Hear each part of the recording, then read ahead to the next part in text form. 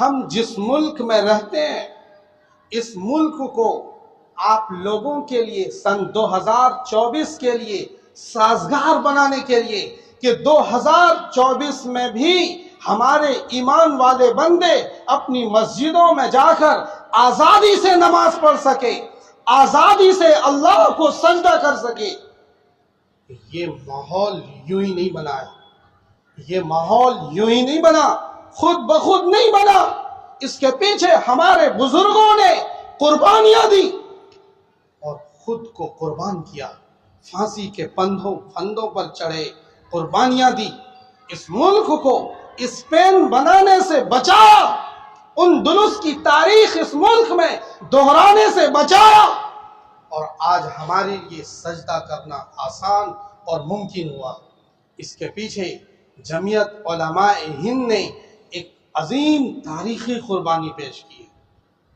سن 1919 میں جمعیت علماء ہند نے اپنے روز اول سے ہی مختلف صوبہ جات کے علماء نے اس کی بنیاد ڈالی اور اس کا ہیڈ آفس دہلی میں بنایا۔ اس کا پہلا اجلاس امرتسر میں ہوا، امرتسر کے اندر پہلا اجلاس ہوا، اور پھر ہمارے بزرگوں نے حضرت مولانا مفتی کفایت اللہ سیوہاروی نے، حضرت مولانا حضرت موہانی نے، حضرت مولانا شیخ الہند محمود الحسن دیوبندی نے، حضرت مولانا حسین احمد مدنی نے، حضرت مولانا مفتی کفایت اللہ دہلوی نے،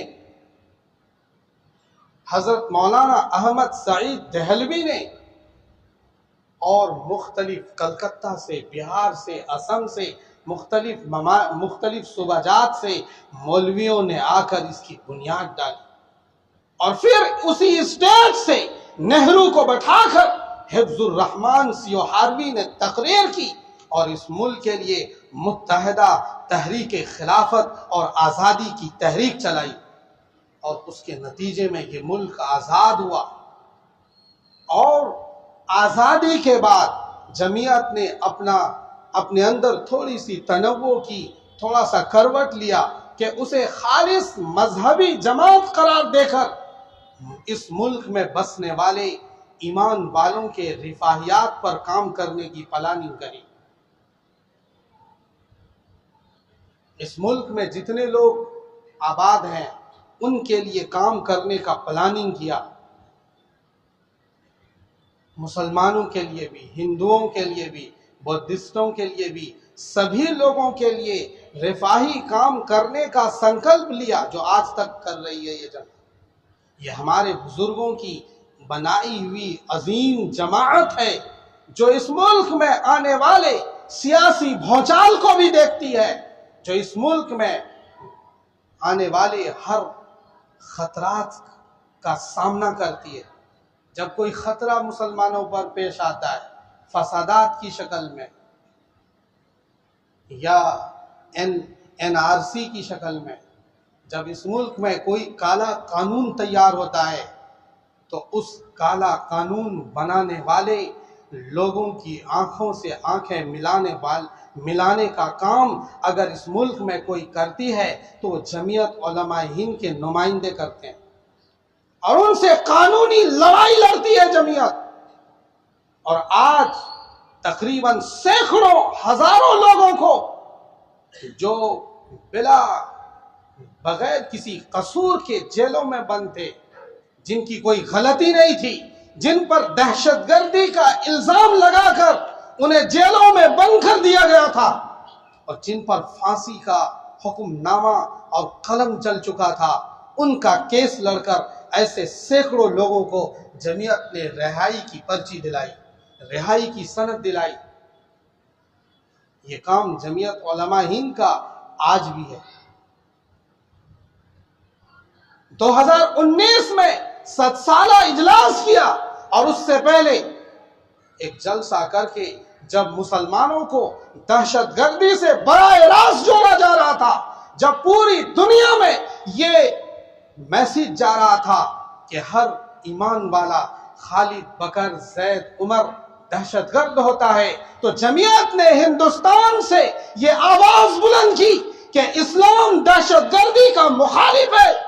اسلامی ایمان والا کوئی بھی فساد اور لوگوں پر زیادتی لوٹ مار پر یقین نہیں رکھتا. اسلامی دنیا اس کی مخالفت کرتی ہے اور اس کا میسج سارے عالم میں پھیلایا گیا اور اس کے بعد سے چینلوں پر چلنے والے دہشت گردی کے الزام میں گراوٹ آ گئی. اور پھر ہمارے بندوں سے اب وہ ماحول نہیں ہے کہ جدھر جاؤ آپ کو اسامہ بن لادن کہہ دیا جائے، جدھر جاؤ آپ کو کچھ بھی کہہ دیا جائے. اب وہ ماحول نہیں ہے. اگرچہ ہمارے ملک میں دوسری چیزیں ہیں لیکن یہ نہیں ہے. تو اس لیے یہ ایسی متحدہ جماعت ہے جس نے آزادی کی لڑائی دی. جب یہ ملک آزاد ہو گیا اور مسلم لیگ نے جمعیت سے ہی نکل کر، جمعیت کیا ہی ایک گروپ تھا جو مسلم لیگ میں چلا گیا علماؤں کا، جنہوں نے پاکستان کی حمایت کر دی. تو پھر یہ بٹوارے کے بعد اس ملک میں مسلم لیگ والے مسلمانوں پر نظر رکھنے لگی حکومت. تو وہ لوگ ہمارے ہی جمعیت کی پرچیوں کو لے کر، اس کے کارڈ کو لے کر اپنے جیب میں گھومتے تھے اور یہ سند دکھاتے تھے کہ میں جمعیت کا آدمی ہوں، میں مسلم لیگ کا آدمی نہیں ہوں.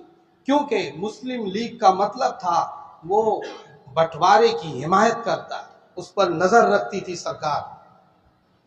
تو یہ ہمارے اکابرین نے، حضرت شیخ الہند محمود الحسن دیوبندی نے اور ان کے شاگردوں نے اور ان کے آس پاس کے علماء نے، معاصرین نے اس تنظیم کو، اس کی حفاظت کی اور اس پلیٹ فارم سے ہمارے لیے کام کیا ہے.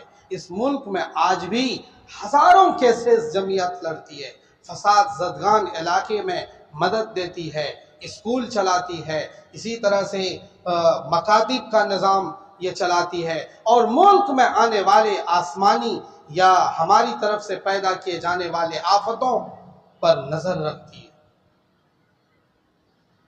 ابھی مفتی محمد صداقت امینیہ کے استاد تھے، سہارنپور کے رہنے والے تھے. وہ ابھی راستے میں آ رہے تھے، ابھی 2-3 دن پہلے کا واقعہ ہے. اسے پکڑ کر گاڑی کہیں تھوڑا سا دوسری گاڑی سے ٹچ کر گئی تھی، اس کی وجہ سے فیصلہ ہونے کے باوجود آگے جا کر پکڑ کے اسے مارا اور اس کا کوئی پرسان حال نہیں تھا. تب جمعیت علماء ہند نے جا کر، اس کی ٹیم نے ان کا FIR درج کرایا اور اس کا اب کیس لڑے گی. اسی طرح عائشہ نامی خاتون جس نے جہیز کے نام پر خودکشی کر لی تھی اور اس کا ویڈیو وائرل ہوا تھا، تب جمعیت نے جہیز مخالف مشن اور تحریک چلائی اور جگہ جگہ اس کے جلسے کیے اور لوگوں کو اس سے جاگروک کیا. اسی طرح اور بھی بہت سارے مدعوں پر جمعیت علماء ہند اس ملک کی واحد تنظیم ہے جو ہمارے لیے سرگرم رہتی ہے. ہمارے اکابرین کی، ہمارے بزرگوں کی بنائی ہوئی جماعت ہے یہ. جب تبلیغی جماعت پر بھونچال کھڑا کر دیا گیا کووڈ-19 کے اندر، تب جمعیت متحرک ہوئی. جگہ جگہ ان کے بندوں کو چھڑانے پر جمعیت نے اپنے بندے بھیجے اور قانونی لڑائی لڑتی ہے. بہت سی مرتبہ تو ہمیں پتہ بھی نہیں چلتا ہو کہ وہ کچھ کر بھی رہے ہیں کہ نہیں، کیونکہ قانونی لڑائی دوسرے ڈھنگ سے لڑی جاتی ہے. اس میں شور نہیں ہوتا، اس میں جلوس نہیں نکلتا، اس میں ہنگامہ نہیں ہوتا، خاموشی سے لڑائی ہوتی ہے.